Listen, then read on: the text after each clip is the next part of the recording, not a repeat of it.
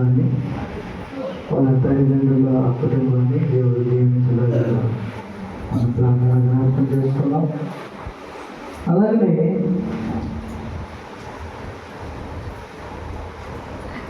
Brother చెప్పిన ఆ మాటలో నుంచి కొన్ని మాటలు మనం జ్ఞాపకం చేసుకున్నాం. మత్తయి సువార్తలోని 2వ అధ్యాయము 10-11 వచనాలు చదువుకున్నాం. చూడండి, వారు ఆ నక్షత్రమును చూసి అత్యానంద భరితులై ఇంటిలోకి వచ్చి తల్లి అయిన మరియను ఆ శిశువును చూచి సాగిలపడి ఆయనను పూజించి తమ పెట్టెలు విప్పి బంగారమును సాంబ్రాణిని బోళమును కానుకలుగా ఆయనకు సమర్పించిరి. ప్రియ దేవుని బిడ్డలారా, క్రిస్మస్ అంటే బ్రదర్ చెప్తూ ఉన్నాడు, ఏదో ఒక పండగగా, ఏదో ఒక ఆచారబద్ధంగా, ఏదో ఒక అందరూ చేసుకుంటున్నారు కాబట్టి ఇలాగా ఆనవాయితీగానే వెళ్ళిపోతూ ఉన్నారు. క్రిస్మస్ అంటే క్రీస్తుని ఆరాధించాలి అని దేవుని వాక్యం చెప్తుంది.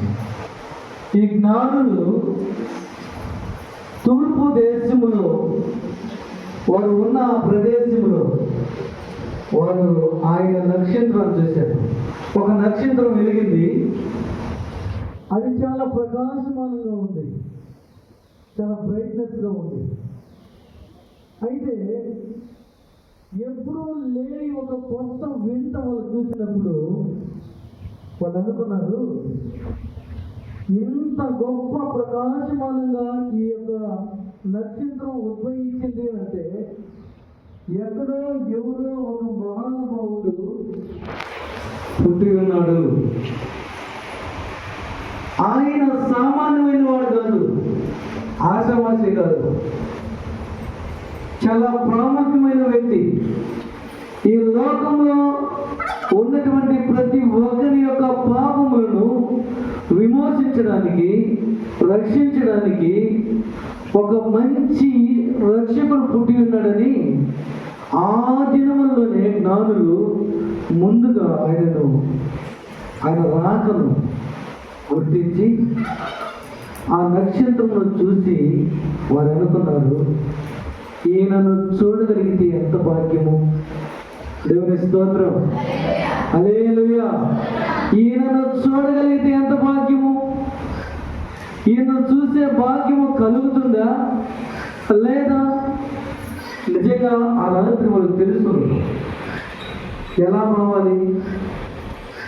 అదేవిధంగా మనం బైబిల్ గ్రంథంలో చూస్తే గొర్రెలు కాసుకుంటూ అడవుల్లో ఉన్నప్పుడు ఒక దేవదూత వారికి ప్రత్యక్షమై వారితో ఉన్నది. ఏమన్నా చదువుతారా చెప్పాలి.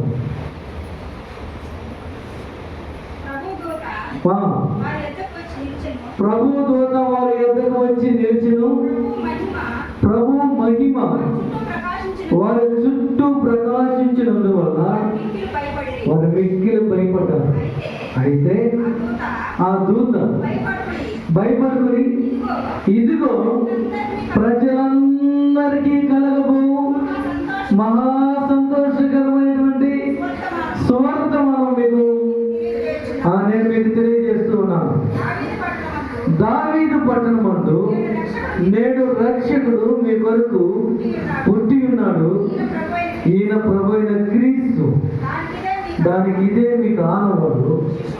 ఒక శిశువు పొద్దు గుడ్డలతో చుట్టబడి ఒక తొట్టులో పండుకునేట మీరు చూస్తారు అని వారితో చెప్పింది. చూడండి, గమనించండి. ఇక్కడేమో ఒక చుక్కని చూసి వాళ్ళు ఆ రక్షకుడిని మేము కూడా కళ్ళారా చూసి మనసారా ఆరాధించి ఆయన స్తుతించి ఆయన నామాన్ని మహిమపరిచి అక్కడి నుంచి తిరిగి వస్తే ఎంత భాగ్యము అని వీళ్ళు అనుకుంటున్నారు. మరొక దగ్గరేమో దేవుని యొక్క ఆ దూత వారికి నిజముగా ప్రత్యక్షమై ఆ రాత్రి వారికి ప్రత్యక్షమై వాళ్ళతో మాట్లాడింది. ఏమని మాట్లాడిందంటే, ఇదిగో ప్రజలందరికీ కలగబో మహా సంతోషకరమైన స్వార్థమానం మీకు తెలియజేస్తున్నాను. అదేంటి అంటే, నేడు మీ అందరి కొరకు దావీదు పట్టణములో రక్షకుడు పుట్టినాడు.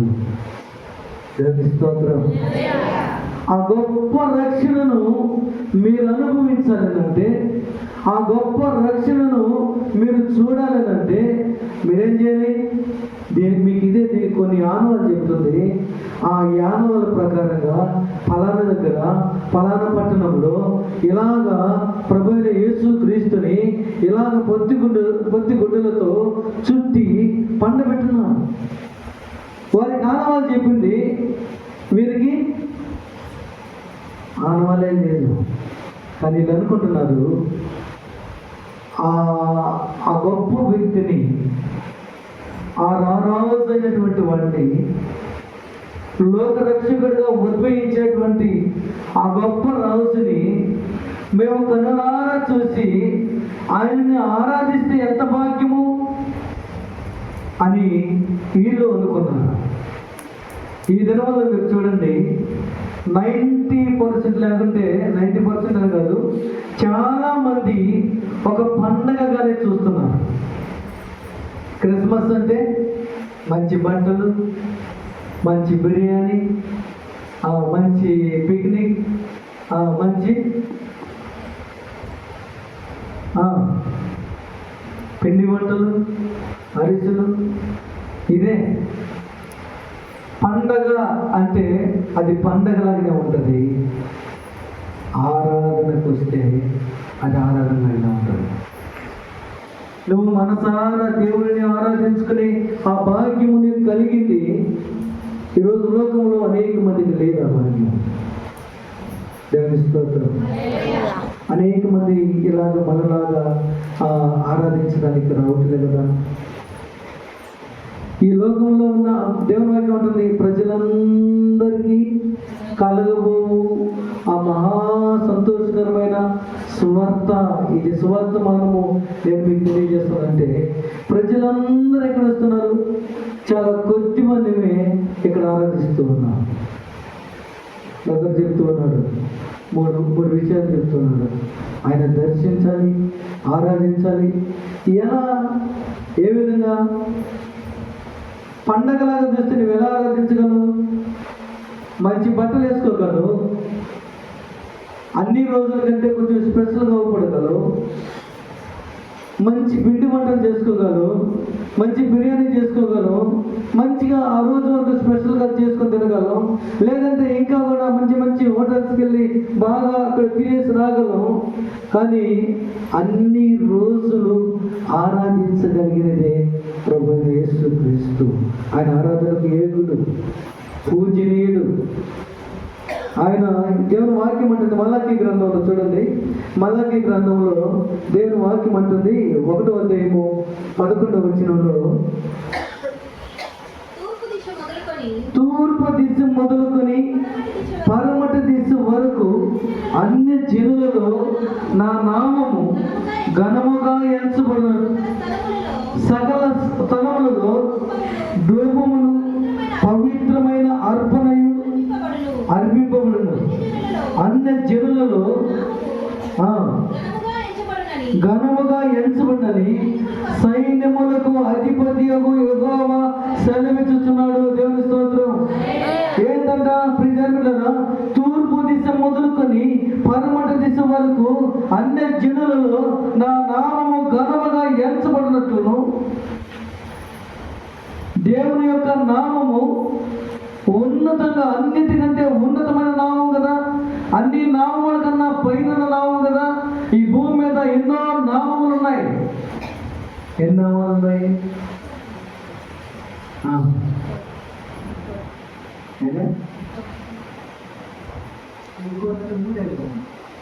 33.5 కోట్ల మంది ఉన్నారు. 33.5 కోట్ల మంది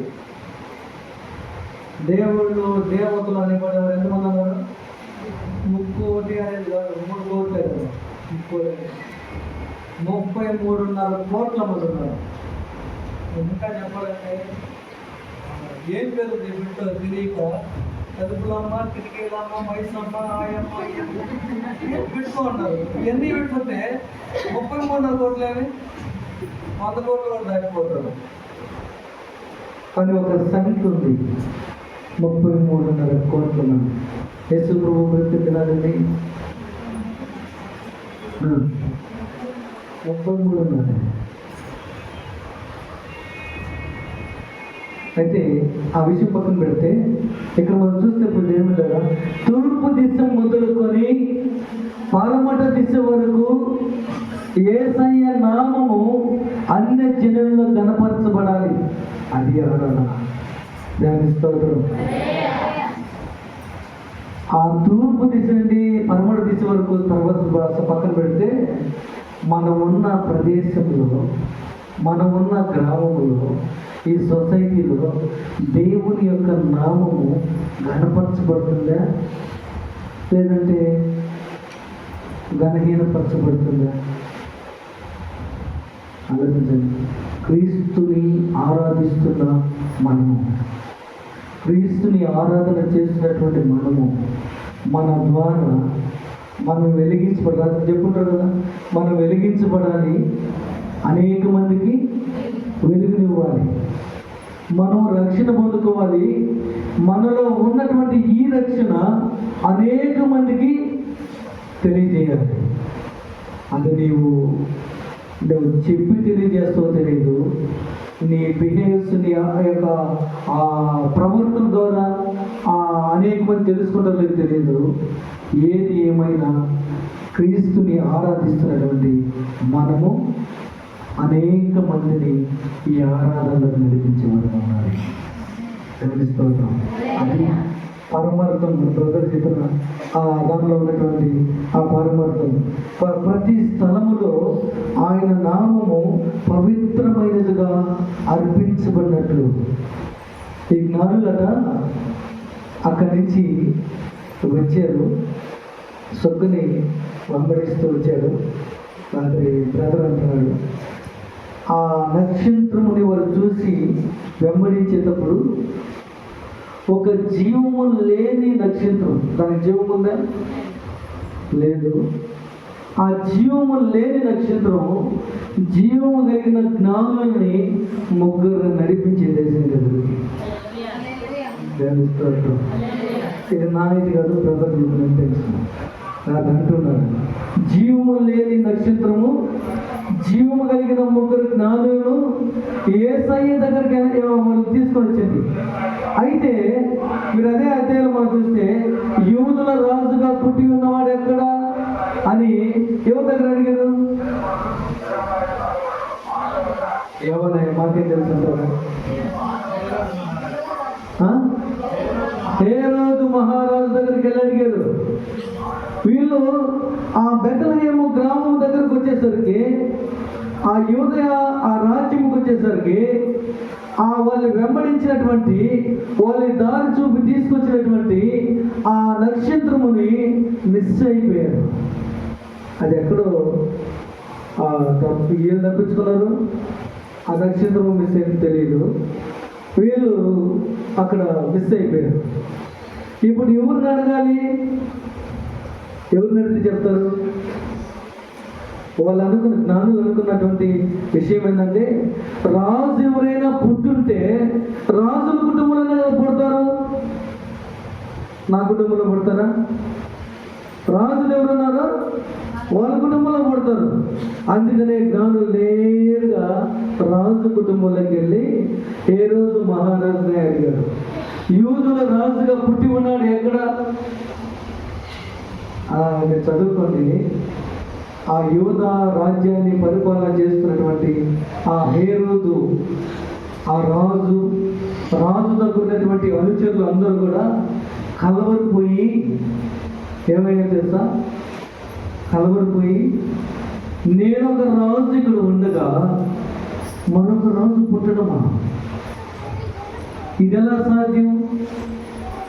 హౌ ఇట్ పాసిబుల్ అన్నట్టుగా ఇదెలా సాధ్యం అనని అప్పుడు చరిత్రను వెతకడం ప్రారంభించాడు. క్రీస్తుకు పూర్వం, అంటే అప్పుడు యేసు ప్రభు పుట్టి ఉన్నాడు. యేసు ప్రభు పుట్టుకు ముందు 700 సంవత్సరాలకు ముందు యెషయా ప్రవచించినటువంటి ఆ ప్రవచనాన్ని వాళ్ళు చూశారు. ఏమని చూశారు? అక్కడ ఏమని రాయబడుతుంది?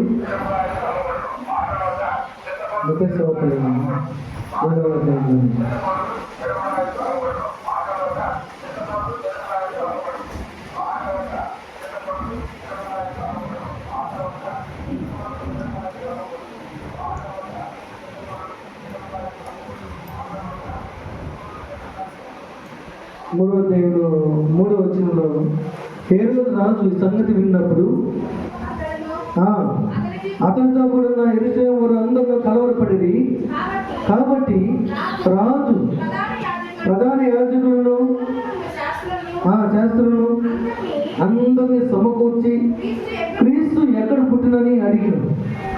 అందుకు వారు యూదయ బెత్లెహేములోని, ఏలయనగా యూదయ దేశపు బెత్లెహేమా, నువ్వు యూదా ప్రధానుల్లో ఎంత మాత్రమును అల్పమైన దానము కావు.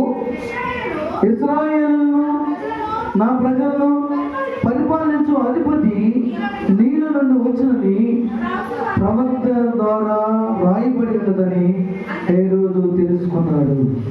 ఎప్పుడు జరిగిన సంగతి ఇదంటే అప్పుడు క్రీస్తు పుట్టి ఉన్నాడు. ఆయన పుట్టక ముందు 700 సంవత్సరాలకు ముందు జరిగిన ఆ సంఘటనను వాళ్ళు గుర్తు చేసుకున్నారు, చూశారు. ఆ చరిత్ర అంతా కూడా రాపించబడినటువంటి ఆ చరిత్ర అంతా కూడా వెతికి యూదా దేశం అంత అల్పమైంది కాదు. ఈ యూదా దేశంలో క్రీస్తు అనే రారాజు పుట్టబోతున్నాడు. ఆయన పుట్టిన తర్వాత ఆయన ప్రజలందరినీ పరిపాలించబోతున్నాడు. ఆయన పరిపాలన ఎట్లా ఉంటుందంటే చాలా సురక్షితంగా ఉంటుంది, అనేక మందికి రక్షణ ఇచ్చేదిగా ఉంటుంది, అనేక మంది ఆయన రక్షణలో మరి పొందుతారు అని ఇలాగా దాన్ని కనుక్కొని అక్కడి నుంచి వాళ్ళని మీరు వెళ్ళి ఆరాధించండి, ఆ తిరిగి వచ్చేటప్పుడు నాకు కూడా చెప్పండి అన్నాడు. కానీ దూరం వాళ్ళని మానేదా. ఎందుకు చెప్తుందంటే వాళ్ళు అత్యానంద భరితులై ఇంటిలోకి వచ్చి తల్లి మరియును శిశువును చూసి సాగిలపడి ఆయనను పూజించి తమ పెట్టెలు విప్పి ఆయన కానుకలు అర్పించారు. స్తోత్రం. కానుకలు అర్పించారు. వాళ్ళు ఆరాధించారు మటుకు ఆరాధించారు. వాళ్ళు తిరిగి వచ్చేటప్పుడు వాళ్ళు పెట్టెలు విప్పి శ్రేష్టమైనటువంటివి ఆ బంగారము, సాంబ్రాణి, బోలము, ఈ మూడింటిని వాళ్ళు కానుకలుగా అర్పించి ఆయన కృతజ్ఞతలు చెల్లించి అక్కడి నుంచి తిరిగి వచ్చారు. ఈరోజు దేవుని వాక్యములు వింటున్న మనందరూ కూడా ఆయనను ఆరాధించడానికే వచ్చాము. పండగ అంటే చూడండి, పండగ అనేది ఒక దేశానికి ఈరోజు అవి వస్తాయి. సంక్రాంతి ఎన్ని దేశాలు చేసుకుంటాయి?